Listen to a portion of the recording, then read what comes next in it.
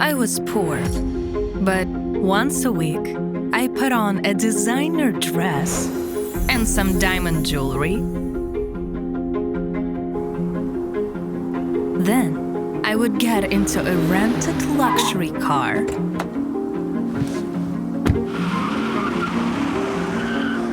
and go to the most exclusive party in the city. There, I was known as a socialite. Women looked at me with envy, and men often complimented me. Hey, Susie.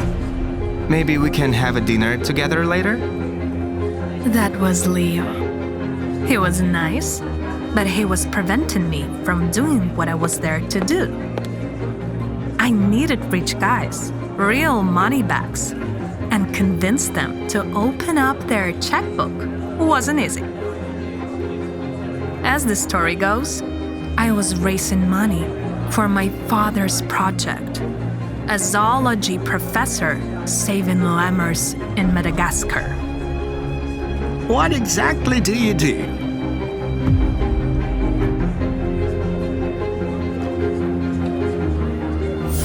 I told him that I treated animals and added a couple of tearful stories that I had prepared in advance.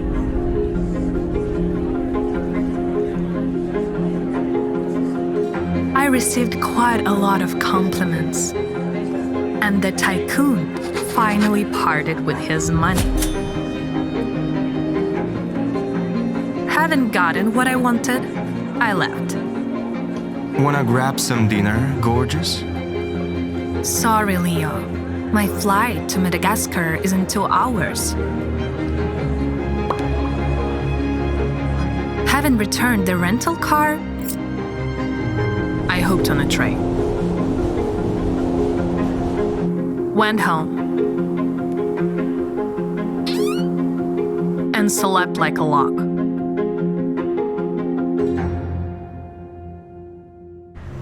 The next morning, I went to work. Washing dishes at a diner. A week later, everything would happen all over again. However, one of the waiters called me into the hall.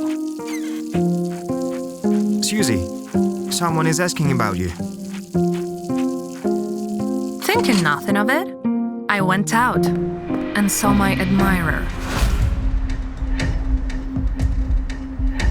Leo was angry and grabbed me by the hand. He was offended and asked me why a professor's daughter was working as a dishwasher. Wanna know how I found out?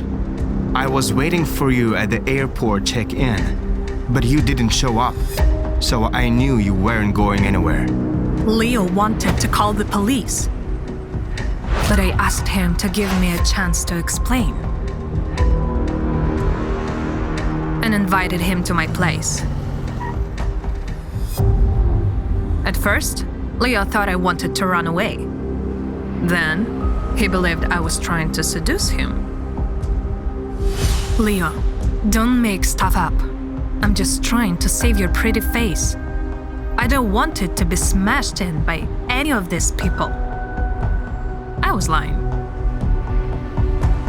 In my neighborhood, everyone knew me and loved me.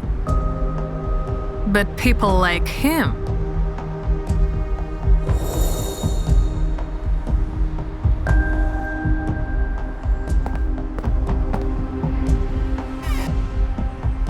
when Leo walked in, he was stunned.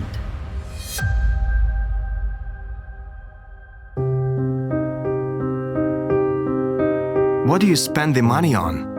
Why is it so poor?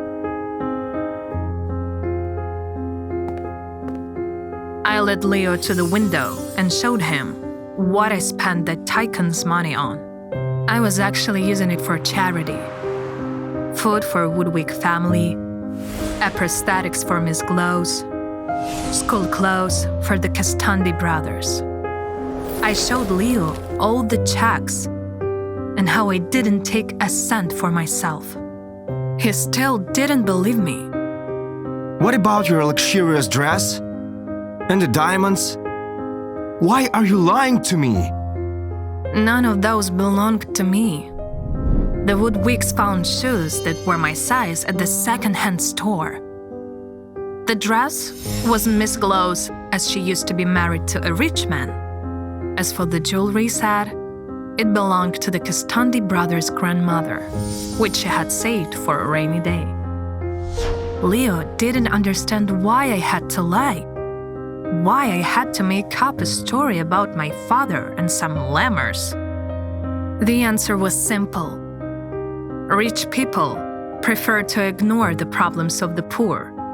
I wrote to tycoons, the ones I took money from.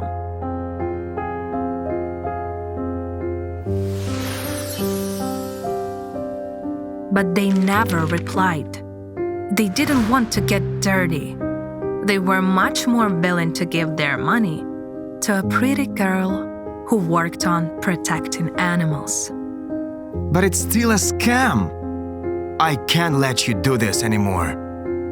I was afraid he would send me to the jail, but instead, Leo created a charitable foundation that focused on helping the less fortunate.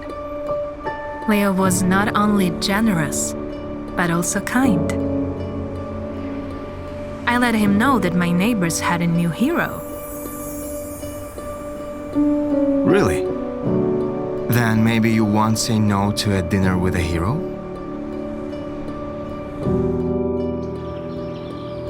We went on a date, and then another one. 3 months later, he proposed to me. Leo suggested that instead of spending money on a lavish celebration, we should give it to those who needed it the most. Look around, and you will always find someone in a worse situation than you, someone who needs your help.